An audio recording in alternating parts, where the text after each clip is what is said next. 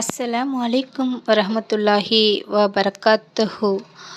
தூங்குவதற்கு முன்பாக இந்த திக்ரை ஓதக்கூடியவர்களுக்கு மனக்கவலை, மனக்கஷ்டம், அதேபோல நம் உடலிலே ஏற்படக்கூடிய காயங்கள் அனைத்திற்கும் மிக அழகிய மருந்தாக இந்த திக்ர் இருக்கின்றது.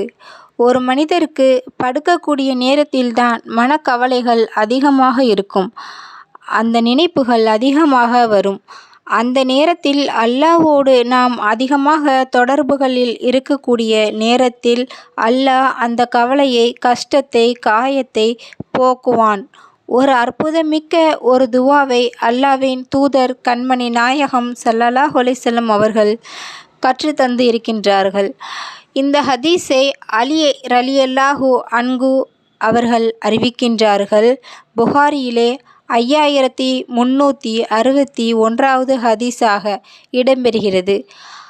அல்லாஹ்வுடைய தூதர் ஸல்லல்லாஹு அலைஹி வஸல்லம் அவர்களுடைய அன்பு மகளார் அன்னை ஃபாத்திமா ரலியல்லாஹு அன்ஹு அவர்கள் வீட்டு வேலை செய்து காயங்களோடு காய்ப்பு குறித்து நபி ஸல்லல்லாஹு அலைஹி வஸல்லம் அவர்களிடம் ஒரு போர் கைதிகளை எனக்கு அடிமையாக நீங்கள் தர முடியுமா என்று கேட்டு வந்தார்கள்.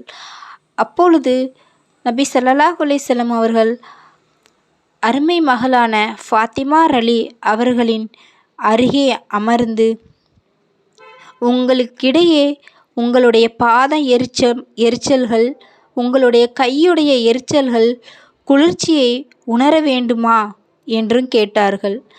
அப்போது உங்களுக்கு போர் கைதிகளை விட நீங்கள் கேட்டதை விட மிகவும் சிறந்ததை ஒன்றை நான் உங்களுக்கு அறிவிக்கட்டுமா என்றும் கேட்டார்கள். உடனே ஃபாத்திமா ரலி அவர்கள் சொல்லுங்கள் என்று சொல்ல, நீங்கள் தூங்குவதற்கு முன்பாக, உங்கள் விரிப்புக்கு செல்வதற்கு முன்பாக 33 தடவை சுப்ஹானல்லாஹ், அல்லாஹ் தூயவன் என்றும் 33 தடவை அல்ஹம்துலில்லாஹ், அல்லாஹ்வுக்கே புகழ் அனைத்தும் என்றும் 34 தடவை அல்லாஹு அக்பர் என்றும் சொல்லுங்கள்.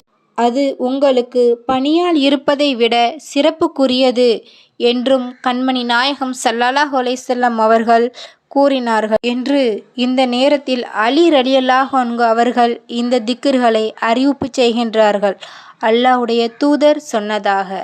அல்ஹம்துலில்லாஹ்.